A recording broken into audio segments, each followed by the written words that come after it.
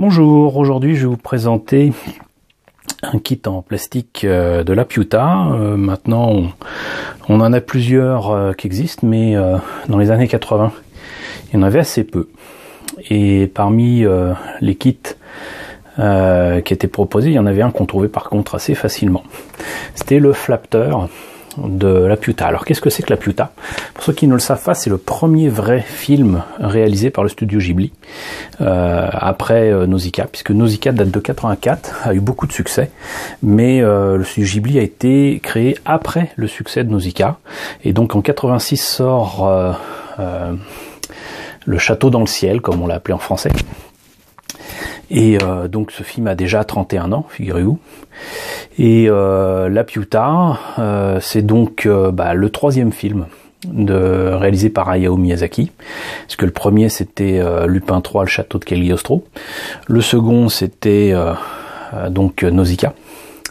Et ce troisième film, donc, c'est Lapiuta, et c'est un film qui devrait plaire aux amateurs de steampunk. C'est dans un univers où visiblement l'être humain vit une espèce de période, comment dirais-je, de début d'activité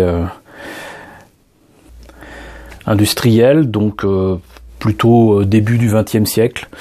Pour autant, c'est au milieu de ruines. Il semblerait que donc il y ait eu avant cette société, cette civilisation-là, certainement une autre civilisation beaucoup plus avancée techniquement, qui avait visiblement les moyens de rester à flotter dans le ciel en hauteur, et d'avoir même visiblement aussi des robots pour les servir. Donc c'est ce qu'on découvre dans ce film par les yeux de deux enfants, Pazu et Shita, si je me rappelle bien. Pazu étant le garçon, Shita étant la petite fille qui est au départ poursuivie par des pirates du ciel carrément. Et donc c'est un film que je vous conseille vraiment si vous ne l'avez pas vu. Si vous le connaissez, vous aurez certainement compris que c'est quand même parmi les films où il y a le plus de thèmes reconnaissables du maître réalisateur Hayao Miyazaki.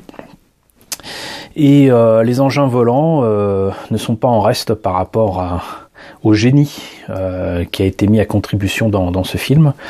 Et donc le Flapter fait partie des engins qui sont utilisés, on le voit là avec le petit crâne, par les pirates du ciel. Et emprunte énormément aussi à un aspect insecte avec ses ailes de mouche, et qui rappelle quelque part aussi un petit peu Nausicaa. Donc ce Flapter en plastique chez Tsukuda Obi est accompagné aussi pour une collection un peu plus limitée du robot avec Shita, mais en toute petite taille, et tout aussi petite taille il y avait le vaisseau qu'on voit derrière là, cette espèce de dirigeable énorme qui est, si je me rappelle bien, le Goliath. Et donc on a avec ça, mais il y a quelques années Fine Molds a eu la bonne idée de reprendre des licences au-delà de Porco Rosso, autour de Ghibli et de Miyazaki, et on a eu droit à du Conan, le fils du futur, on a eu droit à du Lapiuta avec les deux robots que je vous ai déjà présentés sur cette chaîne. Ils ont sorti récemment le vaisseau des pirates, que j'ai hâte de voir en vrai. Et donc voilà, on se retrouve avec des choses intéressantes. Puisque je parle des robots de Fine Molds, outre que je vous conseille évidemment de voir la vidéo pour la présentation que j'ai fait de ceci, notons que, et c'est certainement pas un hasard, le Flapter, les figurines sont au 1/20e ici. Et le robot de Lapiuta est accompagné de figurines qui sont également au 1/20e chez Fine Molds. Ça permettra de les remplacer parce que même si Bandai l'a réédité et le Flapter est encore trouvable sous marque Bandai, que ce soit sur les sites habituels sur lesquels vous avez peut-être déjà commandé des produits japonais, ou même sur Amazon. J'ai vérifié, c'est le cas. Le kit Bandai d'ailleurs est amélioré, mais il y a moyen donc du coup de remplacer la figurine, tout simplement parce que Shita par exemple est dans une tenue qu'elle n'a qu'à la fin du film, Et à la fin du film d'ailleurs, les deux enfants ne sont pas dans cet engin-là, mais dans une espèce de planeur. Et donc la scène reproduite ici ne correspond à rien dans le film, strictement rien. Moi je préférerais faire éventuellement, comment dirais-je, Pazu avec la chef des pirates qui survole une espèce de donjon de tour d'un château où était enfermé Cheetah. Cheetah qui est en chemise de nuit et qui fait face à un robot de la Piuta en piteux état, mais qui reconnaît sa maîtresse, puisqu'elle est la descendante des seigneurs de cette île volante qu'est la Piuta. Et voilà, spoil. et donc voilà, ça sera peut-être l'occasion de faire en sorte de reproduire une scène qui correspond vraiment au film, alors que là, c'est pas le cas. La boîte. Donc on le voit, c'est accompagné d'une illustration qui est d'ailleurs, je crois, la même que celle qu'il y a sur le VC's Animation, qui est un des artbooks consacrés à la Piuta, à moins que ce soit carrément le gros artbook qui était d'ailleurs, je crois, peut-être sorti chez Glénat, je ne sais plus. Donc illustration originale de Miyazaki, photo du modèle terminé et peint. Il est indiqué qu'il s'agit donc du 5e kit dans la collection Studio Ghibli, tout simplement parce que la boîte que vous avez là, c'est une réédition, puisque, et je vous les ai pas encore présentés malheureusement, ça reprend donc les kits de Nausicaa, avec là Nausicaa sur cette espèce d'autruche géante qu'on voit dans le film, mais qu'elle ne monte pas. Elle le monte, je crois, dans le manga, mais pas dans le film. Maeve, l'aile volante, qu'elle utilise bel et bien, et dans le film et dans le manga, forcément. Là, on voit Nausicaa, une illustration de Nausicaa, mais qui n'est pas représentative de la maquette en question, puisqu'il s'agit du gunship, qu'on voit à peine en arrière-plan, donc cette espèce de bombardier, de chasseur ou quoi, utilisé par la vallée du vent. Et enfin Nausicaa en train d'essayer de sauver ce pauvre petit homu qui sert d'appât pour détruire sa vallée. Donc 4 kits que j'espère vous présenter un de ces 4 dès que j'aurai mis la main dessus.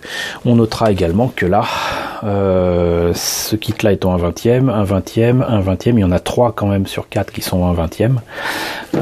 Ce choix n'est certainement pas innocent. Le kit était vendu 1200 yens, ça n'a guère augmenté depuis 20-30 ans. J'ai regardé sur Amazon, le kit est à peu près 14 €, je ne sais plus quels étaient les frais de port, mais donc 10-15 €, oui, c'est le prix habituel pour ce kit. Voilà, c'était chez Tsukuda Hobby, mais ce que vous trouverez sur le net, c'est la maquette Bandai qui est améliorée, j'insiste là-dessus.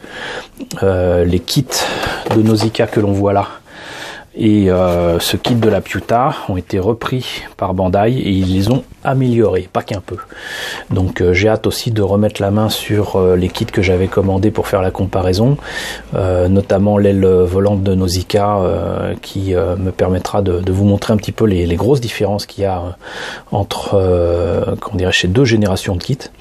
Mais ça sera pas pour tout de suite parce que j'ai pas remis la main dessus et voilà, je vous présente ce que je peux et que j'ai sous la main. Qu'est-ce que ça donne dans la boîte? On va voir ça tout de suite. Alors vous voyez, il n'y a pas grand chose. Il y a en tout et pour tout 2 grosses grappes avec l'engin, le reste de l'engin et les figurines, qui pour l'époque d'ailleurs sont pas si mal, hein, pour du plastique injecté. Je rappelle que ce kit a priori date de 86-87 quoi. Hop. Je sais même pas si d'ailleurs j'ai intérêt à le faire, mais voilà. Les ailes sont par contre des feuilles de plastique découpées et il y a, je sais pas si on peut appeler ça un pare-brise, qui est donc la 3e et dernière grappe.